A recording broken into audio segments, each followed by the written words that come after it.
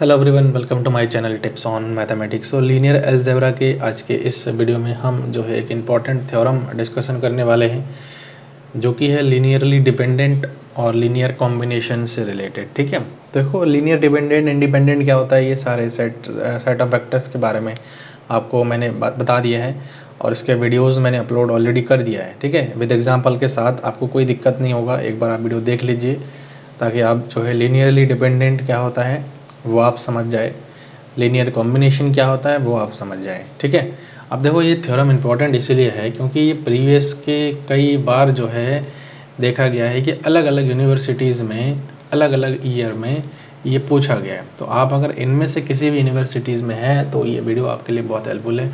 Otherwise अगर आप CSIR net की तैयारी कर रहे हैं तो कहीं ना कहीं ये जो थ्योरम है वो एज अ स्टेटमेंट आपका काम आने वाला है। ठीक है, प्रूफ की ज़रूरत आपको नहीं पड़ेगी। हालांकि प्रूफ से हम ये बताना चाह रहे हैं कि अगर कोई BSc में या फिर MSc में स्टूडेंट है तो उनको इसकी ज़रूरत पड़ती है क्योंकि उनको प्रूफ करके एग्ज़ाम में बताने पड़ते हैं। ठीक है, तो सारे बच्चों का हेल्प हो यही मैं चाहता हूँ, इसीलिए हम इसका प्रूफ भी करवा रहे हैं, है ना।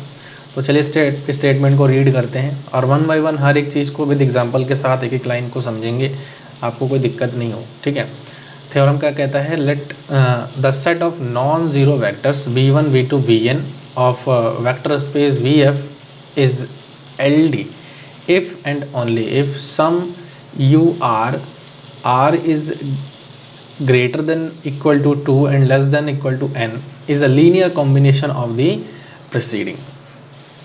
देखो इसमें ये कहा है कि अगर कोई भी सेट है, मान के चलिए कोई हमारा वेक्टर्स का सेट है। देखो अगर वेक्टर का सेट मान के चलिए मैं S मान लेता हूँ, S अगर LD है ना तो S को हम लीनियर कॉम्बिनेशन के फॉर्म में लिख सकते हैं। लीनियर कॉम्बिनेशन के फॉर्म में हम लिख सकते हैं। किसके लीनियर कॉम्बिनेशन के? कोई भी एक पर्टिकुलर वेक्टर के प्रीसीडिंग लीनियर कॉम्बिनेशन के।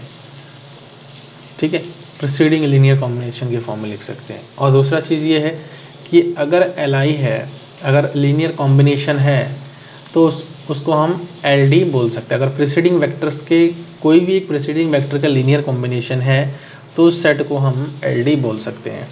ये ना इस थ्योरम का दो तरीके हैं, एक नेसेसरी पार्ट है और एक सफिशिएंट पार्ट है। अब इस थ्योरम में क्या कहा गया है कि जो है प्रीसीडिंग वेक्टर्स की एक छोटा सा एग्जांपल मैं आपको लेकर के बता देता हूँ।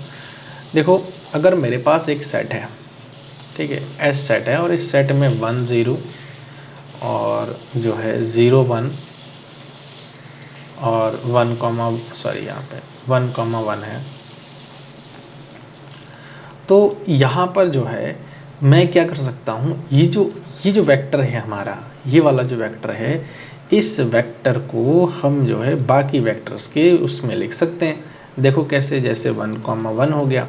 अब 1 कॉमा 1 को मैं यहाँ पर 1 इंटू 0 1 इंटू 1 कॉमा 0 प्लस यहाँ पर 1 इंटू 0 कॉमा 1, इस फॉर्म में हम इसको लिख सकते हैं। मतलब आप खुद ही देख पा रहे हो कि एक वेक्टर है और इस वेक्टर के जितने प्रीसीडिंग वेक्टर है, पिछला जितने वेक्टर है, उसको लीनियर कॉम्बिनेशन के फॉर्म में हमने क्या कर दिया है, लिख दिया है।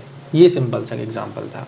एक एग्जांपल और भी देख सकते हो। यहाँ पे S मान के चल रहा हूँ, एक सेट है हमारे पास और यहाँ पर 1 कॉमा 0 है और यहाँ पर जो है मैं एक वेक्टर और ले लेता हूँ 0 कॉमा 1 कॉमा 0 है और एक वेक्टर मैं और ले लेता हूँ 1 कॉमा 1 कॉमा 0 ले लेता हूँ। मैं R3 में है, ये R स्क्वायर में था और इसको मैंने क्या कर लिया है, R3 में ले लिया है।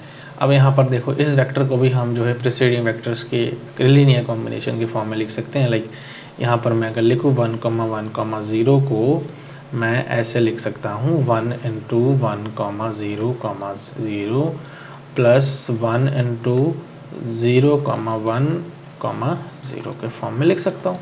तो देख पा रहे हो कि हम जो तो ये अगर इस प्रकार से हम लिख पा रहे हैं, मतलब किसी वेक्टर को अगर हम उसके अंदर का कोई सेट है, सेट ऑफ वेक्टर्स है, अगर इसके अंदर का कोई एक पर्टिकुलर एलिमेंट ले लूँ और उसके प्रीसीडिंग वेक्टर के लीनियर कॉम्बिनेशन में एक्सप्रेस कर पाऊँ तो उस कंडीशन में ये जो सेट होता है वो हमारा LD होता है, लीनियरली डिपेंडेंट होता है। ठीक है, ये चीज़ बताएं। अब इस चीज़ को हमें प्रूफ करके बताना है। ठीक है, प्रूफ करके बताना है कि हाँ ये LD होता है और इसलिए होता है। समझ में आ गया ना। अब देखो ये कितना अच्छा चीज़ है, अगर आपको ये समझ में आ जाए तो आप एग्जाम्पल देखते ही बता सकते हो कि भैया LD होगा, LI होगा, क्या होगा, है ना। इसीलिए जो थ्योरम है वो ना काफ़ी इंपॉर्टेंट हो जाता है। अब इसके लिए आपको पता है कि हमें एक सेट की ज़रूरत पड़ेगी, एक पर्टिकुलर सेट की ज़रूरत पड़ेगी और एक सेट के वेक्टर्स की ज़रूरत पड़ेगी। उसको हमने V1, V2, V3, है ना, अप टू सो ऑन, इस प्रकार से हमने Vn तक मान लिया है, एक सेट हमने ऐसा माना है। अब ना यहाँ पर देखो ये एक कंडीशन दिया हुआ है, इस कंडीशन के बारे में भी मैं आपको समझा देता हूँ। पहले थ्योरम का स्टेटमेंट को अच्छे से समझ लेते हैं, देन आपको समझ में इजीली आ जाएगा। देखो इस कंडीशन, यहाँ पर एक कंडीशन गिवन है। कंडीशन क्या गिवन है कि जो है R की जो वैल्यू है वो 2 से बड़ी है, बराबर है, या फिर n से छोटी है, या फिर बराबर है। और यहाँ पर क्या हो रहा है कि अगर एक सेट S ले रहा हूँ और इस सेट को मैं LD कह रहा हूँ, तो U R के जितने भी प्रीवियस के वेक्टर्स होंगे उसको लीनियर कॉम्बिनेशन के फॉर्म में लिख सकते हैं, ये कहा है।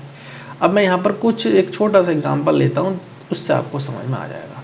देखिए मैं यहाँ पर जो है अल्फ़ा 1 ले रहा हूँ, चलो अल्फ़ा ले लेता हूँ, कोई नहीं, अल्फ़ा ले लो, V1 ले लो, ठीक है, प्लस बीटा ले लो, V2 ले लो, प्लस गामा ले लो, V3 ले लो, बराबर क्या हो गया, 0 हो गया। ये लीनियर कॉम्बिनेशन हो गया।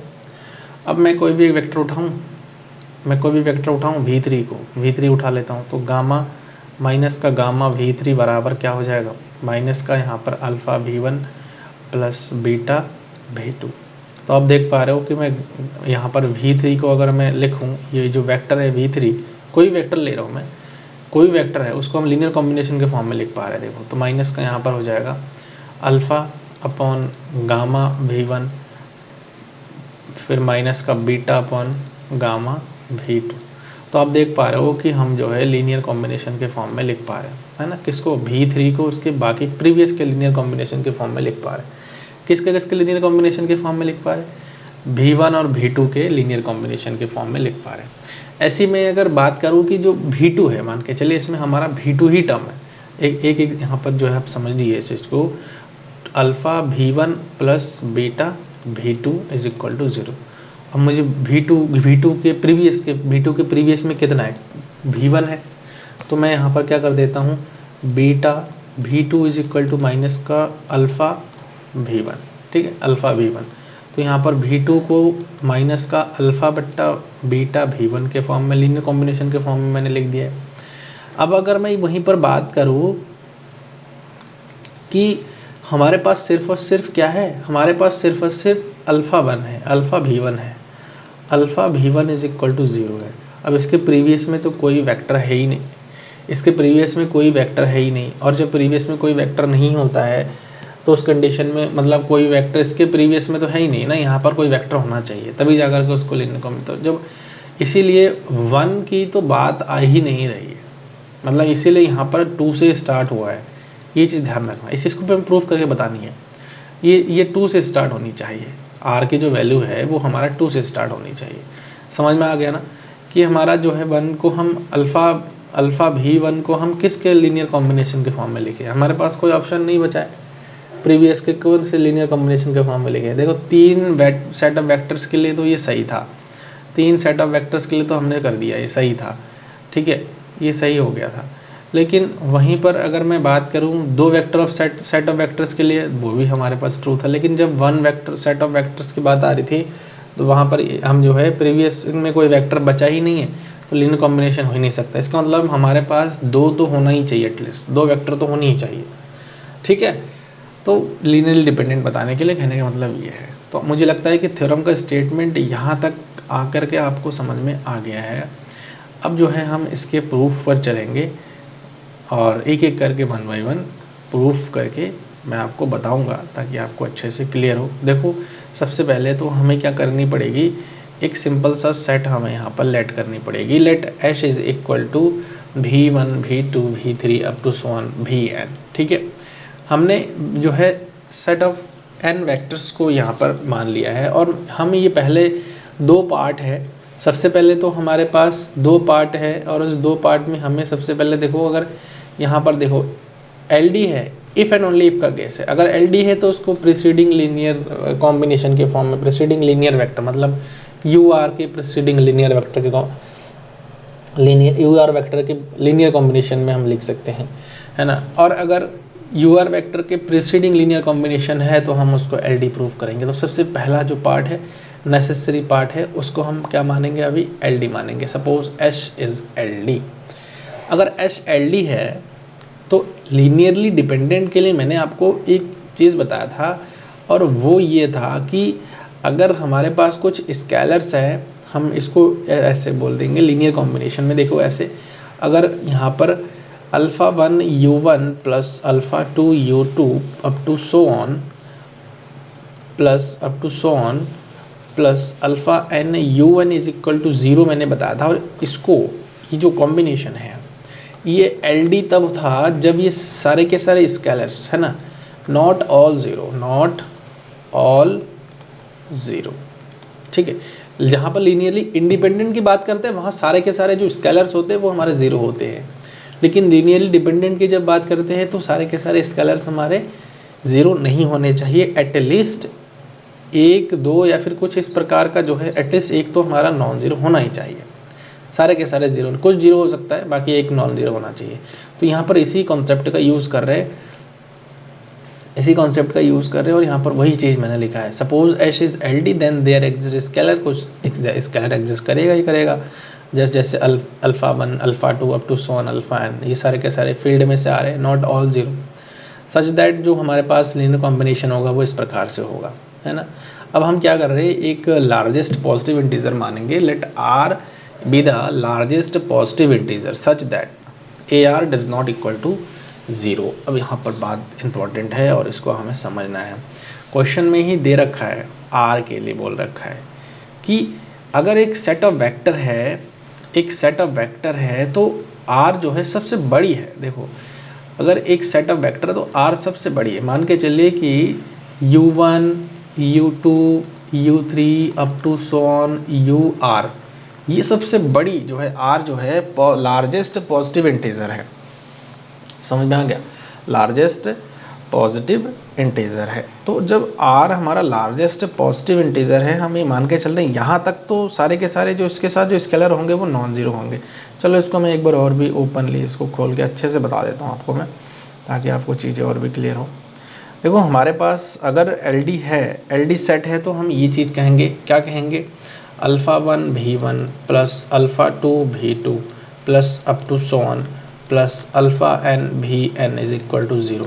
लेकिन n तक है, हम R को पॉजिटिव इंटीजर मान रहे हैं और हम ये मान के चल रहे हैं कि वो हमारा नॉन ज़ीरो है, वो हमारा क्या है, नॉन ज़ीरो है। तो हम यहाँ पर इसको और ओपन करते, देखो α1 V1 प्लस α2 V2 प्लस यहाँ पर जो है up to so on plus alpha R minus 1 VR-1 यहाँ पर प्लस, यहाँ पर हो जाएगा alpha R VR plus alpha R plus 1 VR plus 1, है ना, plus up to so on alpha R, यहाँ पर हो जाएगा alpha n Vn is equal to 0। मतलब इस लीनियर कॉम्बिनेशन को अब हमने क्या कर दिया है, खोल लिया। मतलब हमने कुछ टर्म्स इसमें ऐड ऑन करा है, मतलब बीच में हो सकता है rth टर्म हो सकता है, और हमने ये मान के चला कि यहाँ तक rth टर्म तक जो है कोई भी वेक्टर हमारा ज़ीरो नहीं है, मतलब इसके आगे के जितने भी स्केलर है वो हमारे ज़ीरो हो सकता है। तो यहाँ पर इस चीज़ को आपको समझना है।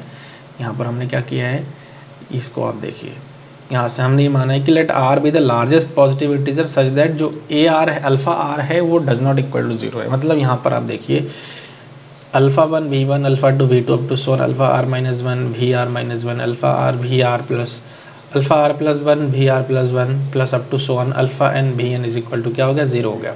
हमने क्या किया, लार्जेस्ट पॉजिटिव इंटीजर माना है R को, और R तक, अल्फ़ा R तक जो है नॉन ज़ीरो। मतलब जितने भी हमारे पास, देखो ये होता है LD है, तो LD होने के लिए हमारा जो स्केलर है α1 α2 α3 है ना, ये हमारे नॉट ऑल ज़ीरो होना चाहिए। कुछ जीरो हो सकता है, नॉट ऑल ज़ीरो, तो यहाँ पर कुछ जीरो है। और हमने मान रखा है कि rth टर्म तक जो है ज़ीरो नहीं है, rth टर्म तक ज़ीरो नहीं है। तो यहाँ पर ये चीज़ आप देख सकते हो, alpha 1 V1 alpha 2 V2 up to so on alpha R minus 1 VR minus 1 alpha R VR, और बाकी आगे के जितने भी टर्म्स है वो हमारे क्या हो गए, यहाँ से 0 हो गए, है ना। बाकी सारे के सारे टर्म्स हमारे यहाँ से क्या हो गए, 0 हो गए। और जब ये चीज़ 0 हो गया तो आप खुद ही यहाँ पर देख लो कि यहाँ से देखो ये 0 हो गया, ये वाले टर्म 0 हो गया, बचा क्या हमारे पास, इतने बचे हमारे पास, ये वाले टर्म बचे। तो यहाँ पर मैंने लिख दिया this imply alpha 1 V1 alpha 2 V2 up to so 1 alpha R minus 1 VR minus 1 alpha R VR is equal to 0। हम अब R इज इक्वल टू क्या मान लेते हैं, 1 मान लेते हैं। अब यहाँ पर वो चीज़ प्रूव होगा, R को हम 1 मान लेते हैं। अब अगर R को हम 1 मान रहे, देखो यहाँ पे, यहाँ से R इज इक्वल टू क्या कर लेता हूँ मैं, R इज इक्वल टू 1 मान रहा हूँ। तो जब R इज इक्वल टू 1 मान रहा हूँ तो मतलब एक ही टर्म बच रहा है हमारे पास, alpha 1 V1 is equal to 0। अब देखो हमने स्टार्टिंग में एक चीज़ तो ये माना है स्टार्टिंग में एक चीज़ ये माना है कि जो V1 है वो set of non zero vectors है। क्या है, नॉन जीरो वेक्टर्स है। The set of non zero vectors V1 V2 Vn। तो मतलब इसमें जो वेक्टर्स है वो तो बिल्कुल ज़ीरो नहीं है। मतलब हमारे पास जो ये गिवन ही है, हमारे पास ये तो हमारे पास दिया हुआ है कि V1 जो है वो हमारा 0 नहीं हो सकता है। और V1 अगर 0 नहीं हो सकता तो अल्फ़ा 1 को भी तो हमने स्टार्टिंग में ही मान रखा है कि नॉन ज़ीरो है। कैसे, कहाँ से माना है हमने यहाँ से माना है, let R be the largest positive integer such that alpha R does not equal to 0। मतलब R तक, जैसे यहाँ तक alpha 1 alpha 2 alpha 3 up to so on alpha R तक जो है सारे के सारे नॉन ज़ीरो है। मतलब हमने ये भी माना है कि अल्फ़ा जो R है, जो अल्फ़ा 1 है वो भी हमारा नॉन ज़ीरो है। मतलब ये हो गया कि एंड साथ में अल्फ़ा 1 भी हमारा नॉन ज़ीरो आ रहा है। तो अगर ये 0 नहीं है, ये 0 नहीं है, तो उनका प्रोडक्ट कैसे 0 हो सकता है। इसका मतलब क्या है कि ये कॉन्ट्राडिक्शन प्राप्त हो रहा है हमारा, ये डज नॉट इक्वल टू 0 हो सकता है ना। तो ये इसीलिए ऐसा हो रहा है। R का वैल्यू, इसका मतलब क्या है कि हमारा 1 नहीं होना चाहिए, R हमारा 1 नहीं होना चाहिए। R हमने 1 माना है, इसीलिए कंट्राडिक्शन हमें मिल रहा है। और कंट्राडिक्शन कैसे मिल रहा है, नॉन जीरो वेक्टर है, 0 नहीं हो सकता है। अल्फ़ा 1 को हमने 0 नॉन जीरो मान रखा है, तो दोनों का प्रोडक्ट कैसे 0 हो सकता है। दो नॉन जीरो जो है एलिमेंट है, 1 इंटू 2 मैं करूँगा तो क्या 0 हो जाएगा, नहीं होगा, किसी एक को तो 0 होना पड़ेगा ना। तो यहाँ पर दोनों ही नॉन जीरो है, दोनों ही नॉन जीरो, तो 0 कैसे हो जाएगा। मतलब क्या है, कंट्राडिक्शन मिल रहा है। और अगर कंट्राडिक्शन मिल रहा है तो क्यों मिल रहा है, इसलिए मिल रहा है क्योंकि हमने R को 1 माना है। दिस इम्प्लाई R हमारा 1 नहीं होना चाहिए, हैंस तो R का वैल्यू कहाँ से कहाँ तक होना चाहिए, R का जो वैल्यू है वो हमारा 2 से बड़ी बराबर होनी चाहिए या फिर n के बीच में होनी चाहिए। ठीक है, n के बीच में होनी चाहिए। तो आई थिंक इतनी सी बात आपको जो है क्लियर हो गया है ना, R की वैल्यू के लिए। तो अब देखो यहाँ से जब ये चीज़ हमारे पास आ गया तो अब हम क्या करेंगे, ये जो पार्ट है इस पार्ट से हम क्या करेंगे, इसको जो है पक्षांतर कर देंगे। पक्षांतर करने का मतलब क्या है कि AR बराबर इसको इधर ही होल्ड कर दिया है और बाकी टर्म को उठा करके मैं जो है दूसरे साइड में ले गया, 0 के उस साइड में। तो ये सारे के सारे क्या हो जाएंगे, यहाँ से देखो AR VR बराबर हो जाएगा माइनस का अल्फ़ा 1 V1 अल्फ़ा 2 V2 है ना, अल्फ़ा R VR तक, क्योंकि इसके सामने वाला जो टर्म है वो तो यही है, यहाँ तक तो हम बराबर के उस साइड में लेके जाएंगे। तो ये हमारे क्या हो जाएंगे, माइनस के हो जाएंगे। अब VR को अल्फ़ा R के बट्टे में सारे के सारे ले जा करके सॉल्व कर लेंगे। ठीक है, तो यहाँ से क्या हो जाएगा, ये चीज़ आ जाएगा हमारा। तो अब देखो ना, ये जो VR है मतलब यहाँ तक का जो हमारे पास एलिमेंट था उसको हमने बाकी प्रीसीडिंग जितने भी हमारे पास वेक्टर्स था, इस वेक्टर को बाकी प्रीसीडिंग जितने वेक्टर था उसके लीनियर कॉम्बिनेशन के फॉर्म में हमने डिनोट कर दिया है। तो इसका मतलब क्या है कि VR is the linear combination of the preceding ones. तो VR हमारा क्या हो गया, जो पुराने जो पिछले जो वेक्टर्स थे उनके लीनियर कॉम्बिनेशन के फॉर्म में हमने डाल दिया। अब दूसरा पार्ट क्या है कि अगर जो है VR जो है लीनियर कॉम्बिनेशन है प्रीसीडिंग वेक्टर्स के, तो उस कंडीशन में हम LD प्रूव करेंगे। अब बहुत आसान सा है। कन्वर्सली हम ये देख रहे हैं कि जो VR है ना, VR है वो सेट ऑफ H में से निकल के आ रहा है, is a linear combination of preceding vectors. तो लीनियर कॉम्बिनेशन VR को हम इस प्रकार से लिख सकते हैं, alpha 1 V1 alpha 2 V2 alpha R minus 1 BR minus 1 BR alpha 1 alpha 2 alpha n belongings to field अब यहाँ से देखो इस वी आर को उठा करके एक साइड में लेके आएंगे सबको, तो वी आर इधर आएगा तो माइनस का 1 हो जाएगा, alpha 1 V1 alpha 2 V2 up to so on alpha R minus 1 VR minus 1 plus minus का 1 इंटू वी आर, क्योंकि वी को हम इस साइड, वी आर को हम इस साइड लेके आएंगे, एक ही साइड में लेके आएंगे तो माइनस का वी आर हो जाएगा ना, तो माइनस का यहाँ पर हमने इसको ऐसे लिख दिया है। अब आप एक चीज़ नोटिस कर रहे होंगे कि देखो एल डी होने के लिए जो हमारे पास कंडीशन होता है अल्फ़ा 1 है ना, V1 plus alpha 2 V2 plus up to so on plus alpha n Vn is equal to 0, ये जो कॉम्बिनेशन हमारा है, इन कॉम्बिनेशन में जो अल्फ़ा 1 है, अल्फ़ा 2 है, up to so on alpha n है, ये सारे के सारे ज़ीरो नहीं होना चाहिए। फील्ड में से आ रहे हैं ना, not all zero, all zero, कोई भी एटलीस्ट एक तो नॉन ज़ीरो होना ही चाहिए। तो हम देखो एक एटलीस्ट एक तो नॉन ज़ीरो मिल ही रहा है ना हमारा, ये कौन सा टर्म है, ये अल्फ़ा आर वाला टर्म ही तो, अल्फ़ा आर भी आर वाला टर्म ही तो है, तो मतलब एक एटलीस्ट एक तो हमारा नॉन ज़ीरो मिल ही गया ना। अल्फ़ा आर जो है, सिंस अल्फ़ा आर जो है 1 है, बाकी अल्फ़ा 1 अल्फ़ा 2 की बात हम नहीं कर रहे, इसकी बात हम नहीं कर रहे, ये हमारा ज़ीरो हो भी जाए एक टाइम के लिए तो भी कोई फ़र्क नहीं पड़ेगा, जैसे कि ये हमारा ज़ीरो है ही ऑलरेडी, है ना, इसके आगे वाले टर्म्स, तो इससे कोई फ़र्क नहीं पड़ेगा। एक टर्म तो हमें ऐसा मिल ही गया है ना जो कि नॉन ज़ीरो है, तो इसका मतलब क्या है कि जो लीनियर कॉम्बिनेशन जो अगर इस प्रकार का मिल जाता है तो हम बोल सकते हैं कि जितने वेक्टर्स है वो हमारा क्या है, एलडी है। तो कन्वर्सली भी हमने इस चीज़ को प्रूव कर दिया है। तो आशा करता हूँ कि इस वीडियो में जो थ्योरम मैंने आपको बताया है बहुत इंपॉर्टेंट है और आपको अच्छे से क्लियर हो गया है। कोई डाउट है तो आप कमेंट बॉक्स में मेरे को लिख सकते हैं, ठीक है। वीडियो सही लगे इसको आप लोग लाइक करिए, चैनल पर नए हैं तो उसको आप लोग जो है सब्सक्राइब करिए, और मेरा चैनल अगर आप लोगों के लिए हेल्पफुल लगता है तो उसको अपने दोस्तों के साथ भी शेयर कर सकते हैं। और मिलते हैं नेक्स्ट वीडियो में और भी ऐसे इंपॉर्टेंट थ्योरम्स के साथ। Thank you so much.